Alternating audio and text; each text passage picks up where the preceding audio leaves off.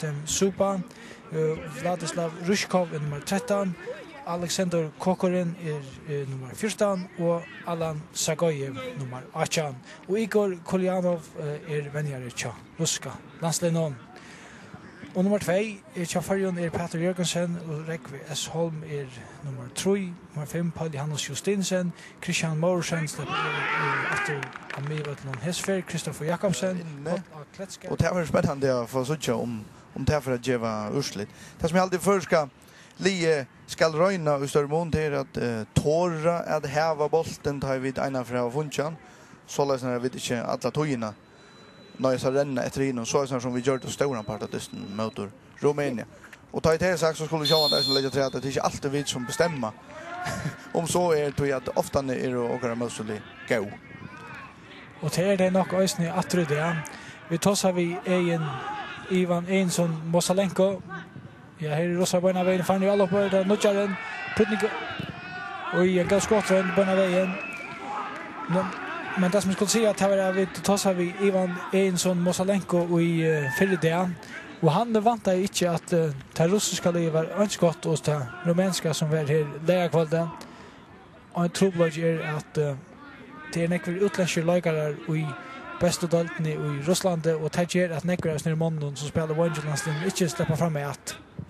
Men kortene så det 8 nivå at Lis må gjøre at gjøre Färjar troblakar her i Färjar! Her det mål på en av veien til Färjar! Johan Søymen Edmundsson! Det var en fantastisk inntrykk han gjør det på en av veien når vi snir dysten. Det må man si at det var häpnar utskiftningar som vännerna och gjort. Det var Johan Ellingsgaard som kom in i dysten mot Rumänien som nu börjar inne. Och Johan Søymen Edmundsson och Björtrus som slett inte var vi i förra dysten och det är fralukt. Han möter bollen väl och han ska bara sätta krutteln under han och så har Malmö inte livet en chans. Han har gått mål. Han har fralukt mål. Nu är det Rossarna som kommer komma i känning. Och det är nog nekvar sedan vi då skorar mot Rossarna sen.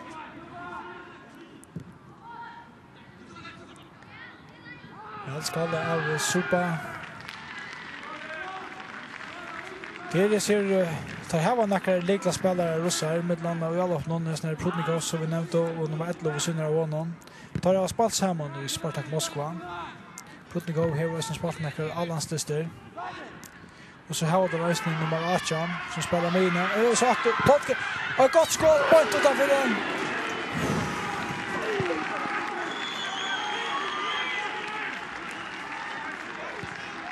Jag kust där.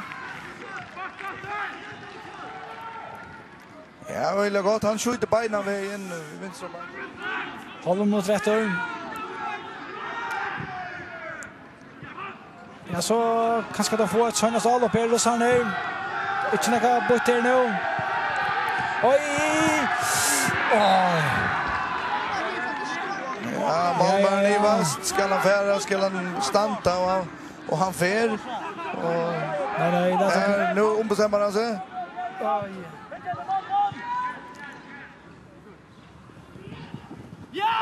Oj, här Frolund Björking. Fantastisk Björking.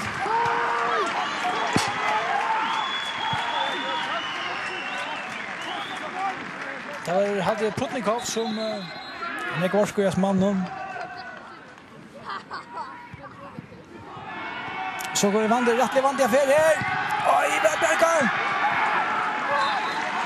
Första lagarna vill jag var att han var längst av dörren, men till dömar sista. Tar tacka hot och spark i kött.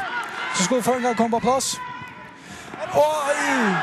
Hassen helt det förra målet, men här var lucka bättre för Stantre. Men här så jag vet att han spelar bara väl. Alltså Jan Pauli har spelat en.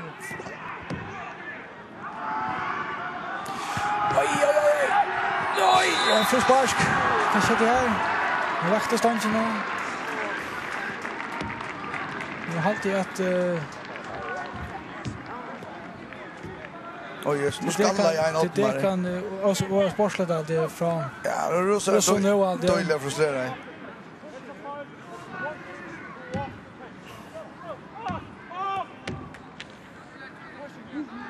Så det här. Kan händer. Rekve Holm. Bergest. Ja. Sinter och fantastiskt. Det är helt det som dörr. Ja, Sinter. De inte Sinter wrestling, ja.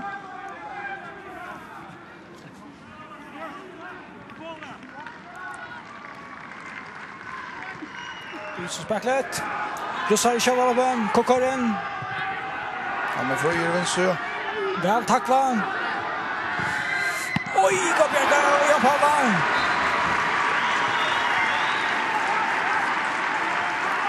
Nu är det Sinter som survival. Ja. Och så är tacklingsnamn. Ja, han tar både vid Finchen. Ja. Det var halvdje. Också fantastiskt. Ja, det var nog så väl sloppet. Det hade varit matchen till. Ja, det var matchen till rekord, ja. Riga Lava. Ja, Martin är nog just ett Sinter actually frusparka började. Ett av en från undan så han fick hämterna att följa.